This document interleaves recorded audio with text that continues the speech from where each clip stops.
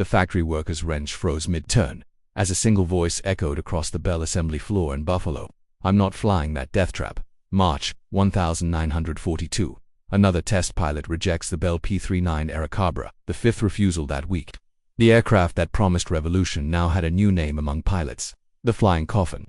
It looked like science fiction. Tricycle landing gear, a feature almost unheard of at the time, a mid-engine layout, like a race car, and a massive 37mm cannon firing through the propeller hub, powerful enough to rip through enemy armor like it was tissue paper.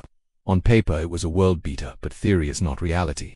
Inside the cockpit, the long drive shaft connecting the engine to the propeller rattled the entire frame. Pilots said it felt like sitting on a washing machine running at full speed, and the engine sat behind the pilot. When it caught fire, and it sometimes did, the flames didn't rise ahead of you where you could see them. They chased you from behind, turning the cockpit into a furnace. The British, desperate for fighters, tested it and sent it back. The French ordered hundreds, but their country fell before the planes could be delivered. American squadrons, facing the might of the Japanese Zero and German Messerschmitt, begged to fly anything else. America needed fighters, desperately. But nobody wanted this one. Canceling production was impossible. The war machine needed to run, and the Bell factory was a critical part of the industrial engine. So, Washington found an embarrassing but practical solution: send the unwanted fighters to the Soviet Union. Under the Lend-Lease program, America shipped its allies everything from food to tanks. Now, it was shipping its problem child.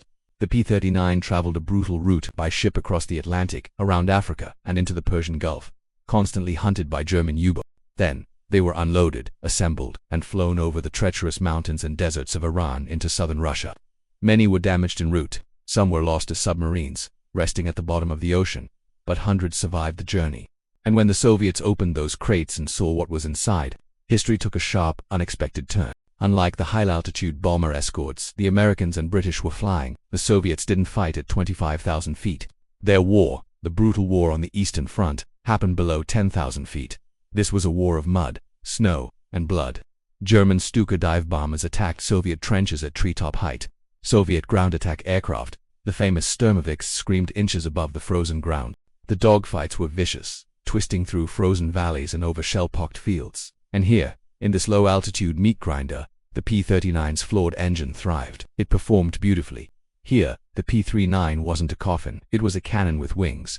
The Soviets quickly discovered a truth America had completely missed. At low altitude, the P-39 was fast, stable, and unbelievably deadly. That 37mm cannon could tear the tail off a German bomber with a single, devastating hit. They fell in love with it. Soviet pilots, with no preconceived notions, simply saw a rugged, powerful machine. They took America's rejected fighter and rewrote its reputation with fire. Then came the man who would turn the Airacobra into a true legend, Alexander Ivanovich Pokryshkin. A brilliant, aggressive pilot, Pokryshkin wasn't just a fighter ace, he was a tactician. He invented a new tactical system he called the formula for air combat. It was simple and lethal: patrol at medium altitude, then dive like a hammer on unsuspecting German formations, fire at point-blank range to ensure a kill, then use the aircraft's speed to climb out before the enemy could even breathe.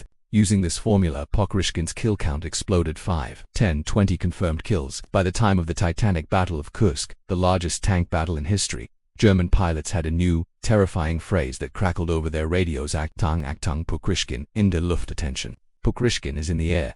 His mere presence could break up an enemy attack. His regiment, flying these rejected American fighters, shattered German formations and played a crucial role in turning the tide of the war on the Eastern Front.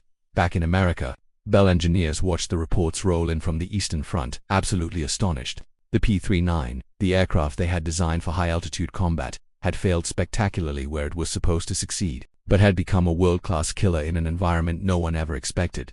The lessons learned were profound. Its innovative choices, the very things that made it so controversial, ended up building the backbone of America's jet age. The tricycle landing gear became standard. The focus on pilot visibility in a bubble canopy became essential. The lessons learned from its mid-engine layout and cooling problems informed future designs. And the concept of mounting heavy weapons directly in the nose became a core principle of American fighter design. From the P-63 Kincabra, its direct successor, to the P-80 Shooting Star, America's first operational jet fighter, all the way to the legendary F-86 Sabre that dominated the skies over Korea, the DNA of the flying coffin lived on in all of them. Today, the P-39 Airacobra sits quietly in museums, often overshadowed by the more famous Mustangs and Spitfires. It's easy to walk by and see it as just another old plane. But appearances deceive. This is the aircraft that taught American engineers how to build the jets that would rule the sky for decades. This is the aircraft that gave Soviet pilots the exact weapon they needed to survive the deadliest front of World War II and emerge victorious. It became a legend, not in the skies it was designed for, but in the skies it was never meant to fight in. A powerful reminder that sometimes, the machines we reject are the very ones that change everything. Thanks for watching, and if you enjoyed this story, make sure to subscribe for more hidden histories.